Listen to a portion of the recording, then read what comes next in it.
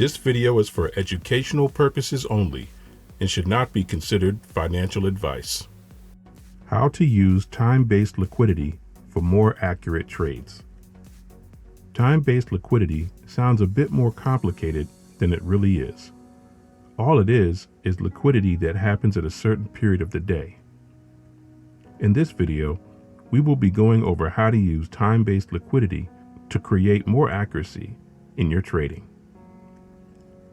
To look for time-based liquidity, all you have to do is simply draw a line from the highs and the lows of the previous day's trading sessions.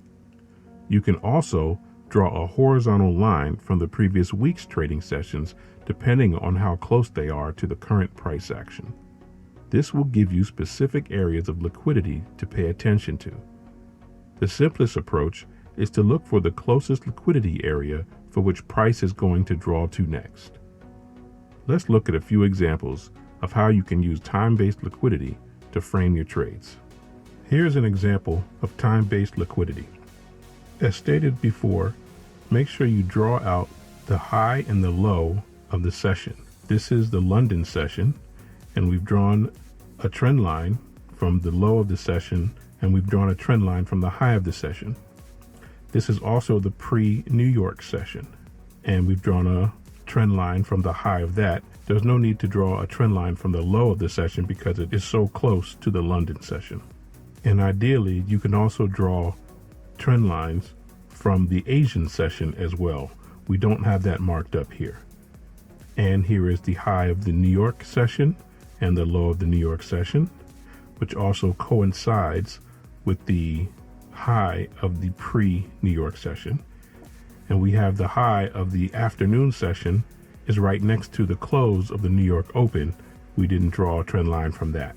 But already you can see the effectiveness of these trend lines. Outside of the London session, the pre-New York session took out the high of the London session and then went down and took out the low of the London session. And then right as the New York session was opening, we had the high of the pre-New York session taken out. But as we move forward, we can see in the next day, the London session occurs.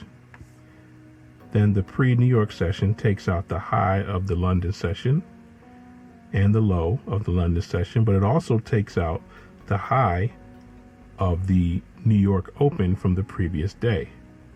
Then we see another move down.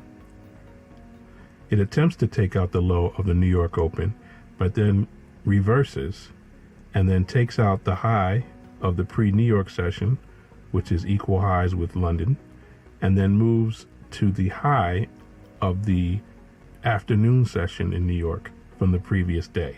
And that high is taken out during the afternoon session. But if you notice, right after that high is taken out, there is a run on all the stops that were placed throughout the day because people thought price was moving higher, which it did, but then it totally retraced and took out the stops behind this swing low and this swing low, which was the beginning of the New York Open. Now, as we continue, we didn't draw a line from the top of the New York session open because it coincided with the afternoon session from the previous day. We did draw a line from the bottom of the New York Open session, and we did draw a line from the bottom of the pre-New York Open session. And again, we didn't draw a line from the bottom of this afternoon session because it coincides with this pre-New York Open. London stays within that range on the next day. So does the pre-New York, and then so does the New York Open. As price moves down, we see the next London session take out these other areas of liquidity, and then price retraces back to take out these equal highs that were created here on this previous day, which coincide with all three sessions. And then price reverses to the downside, taking out the low of the pre-New York session. So you see how effective time-based liquidity is by having it on your charts as a reference. Now, you may not mark up all of these lines because it could get confusing, but if you have a few of the main points of liquidity, such as these equal highs and these equal lows, that'll give you some great reference points. As we know, price moves for only two reasons: to take liquidity or to rebalance price. In some cases, price will not take the external liquidity from a session's range. It may only dig into the 50% level of that range. These are things to pay attention to when trading time-based liquidity concepts. Be sure to pay attention to what price is doing once it reaches the 50% level of your session's range. This will let you know whether price is continuing to the other side of that range to take its liquidity, or it's just rebalancing price to 50% of that range. Now let's look at one more sequence to show how effective time-based liquidity is, and you will also see how important the 50% level of the session is important to respect as well. So here we have the top of the New York afternoon session, and then the next day happens, London, the pre-New York, and then the New York Open. When price moves down, it reaches down to this afternoon session, and that is the reversal point. Price races up to the upside, and we will draw a line from our New York afternoon session. And we've drawn these lines here, but as you see, price does not even make it back to any of these levels. So during the next day, we have London session taking out the afternoon highs from the previous day. Then you have the pre-New York session taking out London. Then the New York Open taking out the pre-New York Open, and then coming back down to this afternoon session from the previous day. Then London happens, and London actually takes out the Asian session. Price retraces, and it goes all the way down to take out the afternoon session from 2 days prior. Then we have a retracement back up past these levels of liquidity to take out the London session from that day, and that occurs on the next day during the pre-New York Open. Then price consolidates and then moves down to take out the New York session open on this previous day, then moves back up, creates liquidity, and then takes out that move lower as well. Then price continues to the upside, and we see this happens consistently each day where each session is rated. Now here's one thing to pay attention to. This London session, price retraced back in during the pre-New York, and it did not go to the other side. It only went to 50% of that London session. And that's one thing to watch for. That actually overlaps with the ending of the afternoon session from several days ago. That also coincides with the high of this London session, the high of this London session, and the low of this London session.